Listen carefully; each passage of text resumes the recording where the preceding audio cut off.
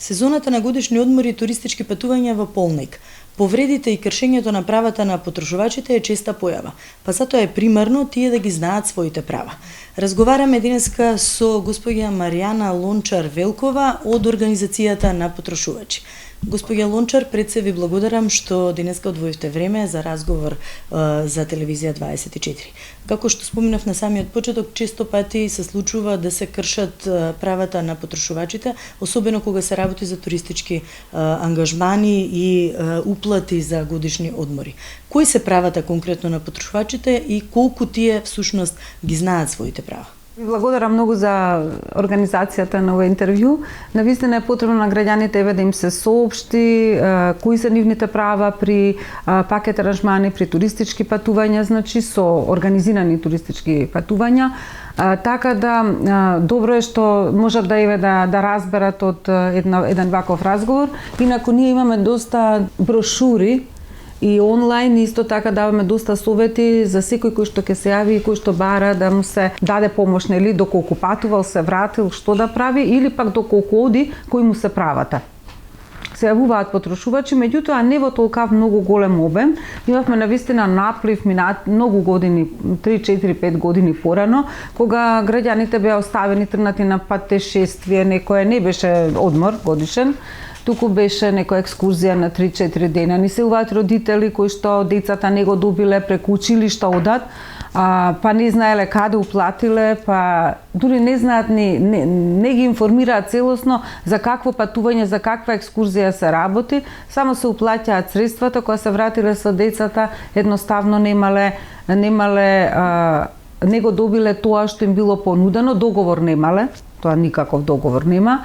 Ни се јавуваат луѓе кои што имале одредени проблеми, како, например, од агенцијата не им биле дадени сите напатствија, што треба да понесат, како да носат, и особено доколку имаат одредени проблеми таму, некоја болест или слично, доколку не имаат осигурување, како да постапат, и доколку имаат осигурување, тие исто така треба да знаат како да постапат. Секако дека не треба да се трне на патување без патничко осигурување, дека мора да се има тоа со себе и да се види за каков вид на осигурување се работи. Значи, затоа што секој вид на осигурување не опфаќа, нели, одредени повреди. Дали често пати има, нели, во пракса кога се зборува златно правило и да се направи и конкретен договор, за да можат на одреден начин и да се заштитат самите граѓани, особено кога се работи за туристички ангажман? Најважно е да се има договорот, оти понудата важи како договор. Ако во понудата која што сте ја виделе вие врз основа на која плаќате аранжманот, одите во агенција, вие фактички се согласувате со таа понуда. Меѓутоа, друго е кога се има и договор, доколку тие имаат некои типски договори кои што ги даваат, секако дека вие како патник во договорот може да интервенирате, иако е типски договорот. Формален затоа што е тие договори каде што наводно не можеме да ги промениме, меѓутоа сепак може да се смени, и доколку барате соба со поглед на море, соба или на езеро, или например барате одредени услови затоа што имате мали деца, или например барате пребукинг, значи предвремено да влезете во собата, сето тоа може да се наведе во тој договор, значи да се побара, дали ќе ви се дозволи или не знаеме, меѓутоа некако како да ние како патници сме срамежливи кога ги бараме своите права.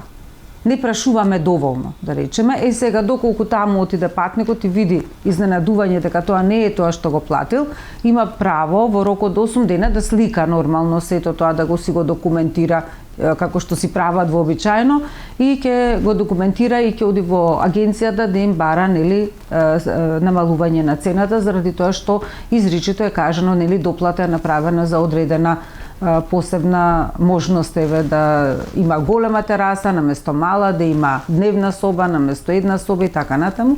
За сето тоа мора во рок од 8 дена да се треба патникот да си го превземе тоа, никој нема да му го направи, да си даде приговор до агенцијата и да бара снижување на цената за она за што не го добил, затоа што договорот не е во целост исполнет. Потоа да чека во рок од 7 дена, разумен рок еден треба да се одговори, а потоа може да се обрати до Државниот пазарен инспекторат, зашто тие се надлежни во вакви случаи.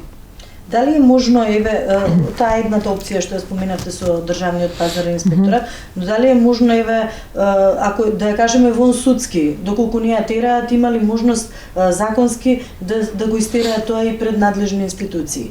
Доколку се работи за одредено некое посериозно прекршување на нивните права. Значи има повеќе права. Тој прво има право, значи па ни обврска, него да се обрати до агенција, да се каже што било, значи во кои аспекти договорот не е остварен.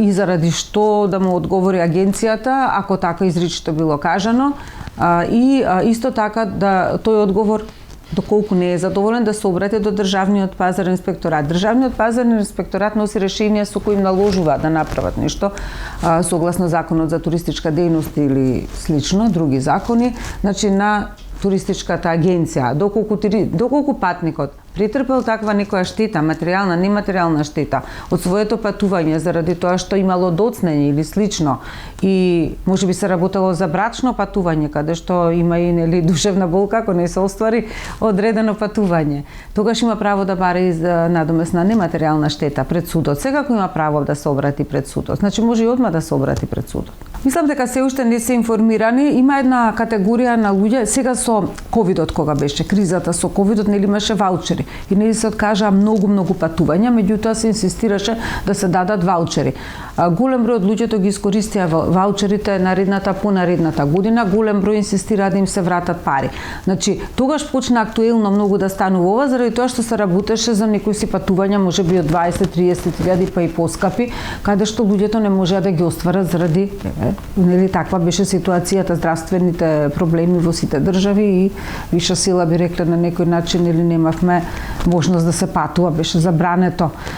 Во такви ситуации посебни правила важат, значи тука не е крив нити потрошувачот, нити е па крива агенцијата и затоа се премина консолуција да се даваат ваучери. Иако ние тогаш сметавме дека ваучерите всушност не треба да се даваат на граѓаните, доставивме допис до Министерството за економија од причина што ние не можеме да ги санираме овие штети на агенцијата, да ги спасиме агенциите преку потрошувачите на кои да не им се исплатат парите, иако ги треба да им се исплатат.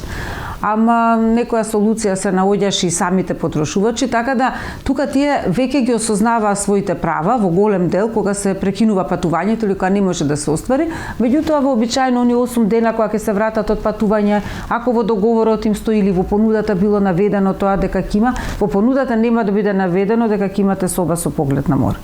Тоа нема да биде наведено. Значи, доколку сакаат некои други услови под кои што би оделе на летување или на одмор или на краток одмор, викенд, значи треба да се ги нотираат и да видат дали агенцијата ќе ги прифати. Чест тренд е во однос на туристичките патувања онлайн букирањето. Какви се искуствата во однос на овој начин на букирање и овој начин на организирање на годишните одмори, туристичките патувања? Предпоставувам повеќе кај младата популација, меѓутоа генерално кај граѓаните кај нас.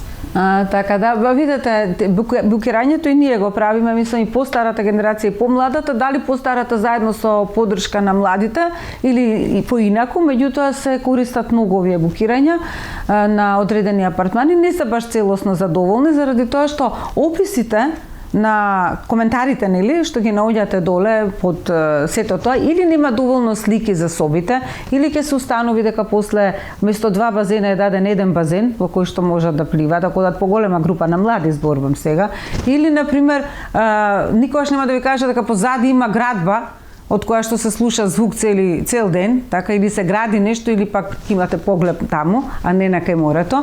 Така да многу или ќе ви речат плажата е на 50 метри, а плажата всушност не е на 50 метри заради тоа што сите во Грција се затворени плажите ако се користи на патот и мора да се оди по некои 150 метри да се стаса до плажа. И се такви коментари не секогаш ќе најдете или ги бришат и нема да најдете, значи некој па не би рекле, па и измамни тврдења има, знаете, не е баш тоа се дека ќе ви кажат и вие кога ќе дојдете малце изненадувачки е некогаш, односно и младите ни кажуваат, меѓутоа се јавуваат на платформата и таму реагираат, односно пишуваат исто коментари кои што па сега со тој што издава, значи издавачот на апартманот може да му врати дел од средствата, односно може да му се јави да каже јас би сакал да го прекинам аранжманот заради тоа и тоа и тоа, нели? И да се договорат, односно ако стаи негативен коментар, никој не му одговара на букинг. Сепак е моќта на потрошувачите изразена тука, меѓутоа многу слабо ја користиме некако, не сме баш многу. Ние во нашата држава сме помирни, инаку во другите држави се побунтовни, ми се чини, овие што се нагоре во Европска унија и така. На што друго се жалат потрошувачите во трговската дејност во однос на прекршувањето на нивните права? Имаше реагирање на цените доста, значи за покачувањето на цените. Луѓето не реагираат така масовно, меѓутоа ние во соработка со новинарите, во соработка со другите организации и граѓаните воопшто, пошто секој ден се јавуваат, имаме над околу 2.500 поплаки, ние и другите организации на потрошувачи во другите градови, ќе ги спомнам. Сметам дека најголем дел од проблемите се уште се со генерално со производите кои што се техничка роба и поправката, мада и тука се намалува полека. Она што е карактеристично е на мебелот, кој што не им се испорачува навремено, а без пеналија, затоа што нема договор. Значи во мебелот и кога купуваат мебел треба да се направи договор. Кога се купува техничка роба, кога ќе се испорача, треба да се види дали е исправна.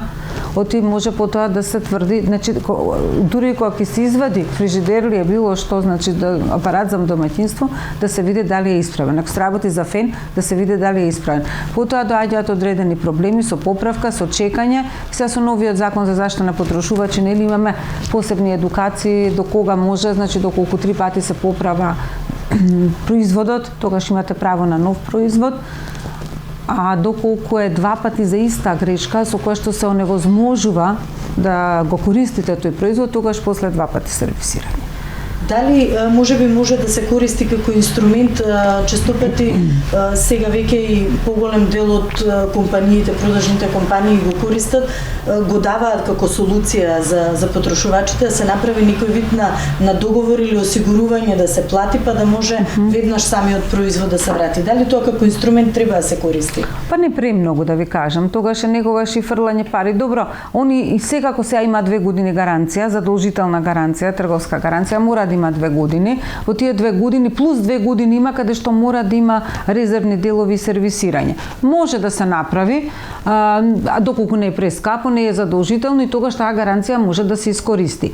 Меѓутоа сакам да кажам додека е на поправка производот, ретко кога луѓето земаат да им се запише тој, земаат продолжување на рокот, нели, на гарантниот рок за времето додека производот бил на поправка. Тие не бараат да им се продолжи, а имаат право со закон. Но они се информирани затоа што иако е нов законот, ова се одредби кои што важат и претходно со стариот закон, нешто е изменето, меѓутоа се уште важат. Во секое време може да се јават да прашаат или пак на нашата веб страна да прочитаат. Младите потрошувачи се многу позаинтересирани, се научени онлайн да одат да читаат, да кликнат, да прашуваат и така, дури на Facebook и на Instagram. Така да мислам дека во тој сегмент ние доста покриваме. И некако од овие 2 години благо се намалува бројот на јавувања на потрошувачи заради тоа што се научени онлайн да читаат веројатно. Господја Лончар Велкова, јас ви благодарам за разговорот и што одвоивте време да бидете дел од дневникот на телевизија 24. Се надевам дека имавме многу корисни информации за потрошувачите и дека тие ќе знаат да ги препознаат прекршувањата на нивните права и ќе ги користат механизмите и информациите кои што им ги нудите за да можат навистина навреме да реагираат кога се работи за некој вид на прекршување на правата на потрошувачот. Благодарам уште еднаш. Почитувани, вие останете со програмата на телевизија 24. Пријатно.